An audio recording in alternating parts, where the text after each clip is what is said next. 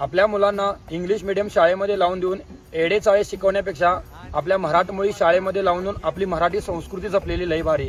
त्याचं उत्तम उदाहरण म्हणजे आपली शाळा सरकारी पूर्ण प्राथमिक मराठी शाळा सुळगांडलगा बेळगाव यांच्या वतीने दरवर्षीप्रमाणे यावर्षी देखील पायी दिंडी सोहळा हा कार्यक्रम सादर करण्यात आला आहे। तरी हा सोहळा प्रत्येक गावामध्ये आपल्या शाळेमध्ये सुरू करण्यात यावा, यामुळे आपली मराठी संस्कृती उत्तम प्रमाणे जपता येईल। रामकृष्ण हरी।